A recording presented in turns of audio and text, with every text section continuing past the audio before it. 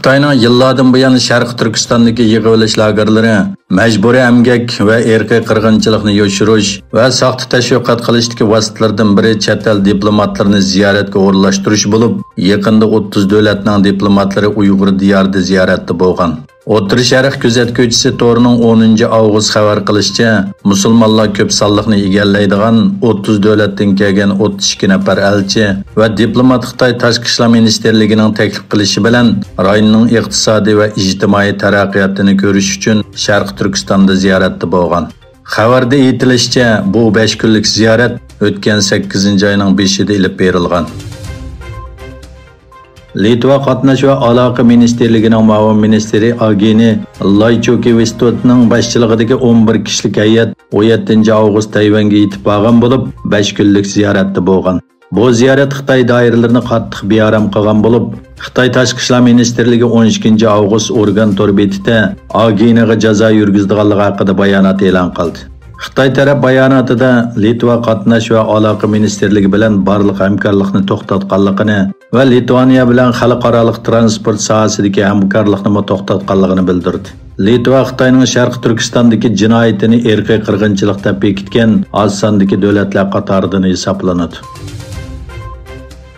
Xitoy Tashqi ishlar ministri Wang Yi bu haftaning 5-ida Ulan-Batorni ziyorat qilgandan keyin Mongoliya bilan Xitoy hamkorlik hujjatlariga imzo qo'ydi. Kelishimda Transperiya temir yo'lining asliga keltirilganligi o'tirg'i qo'yildi.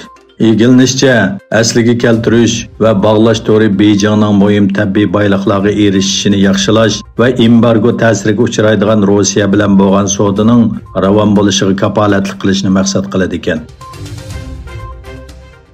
Qozog'iston hukumatı Turkiya bilan bo'lgan harbiy istixborot sohasidagi hamkorlik kelishimini tasdiqladi.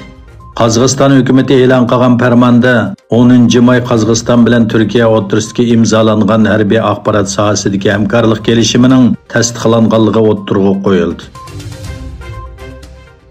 Sri Lanka Xitoyning Yuanwang 5 tadqiqot paraxotining Hambantota portida yiqilg'i va ta'minlashni asliga keltirish talabiga ijobiy javob qaytardi.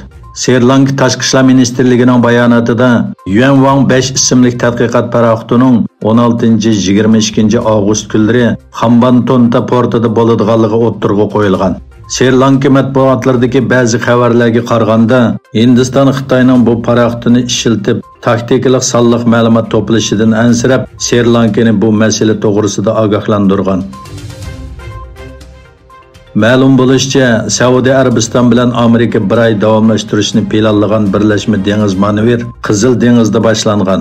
Saudiya Arabistonining G'arbiy rayon qo'mondoni Ahmad Eddibis, Amerika dengiz armiyasi markaziy qo'mondonlik shtabining qo'mondoni Paul Joseph Brook va ikki davlatning yuqori darajali ofitserlari va harbiy amaldorlari manevrning ochilish marosimiga qatnashgan.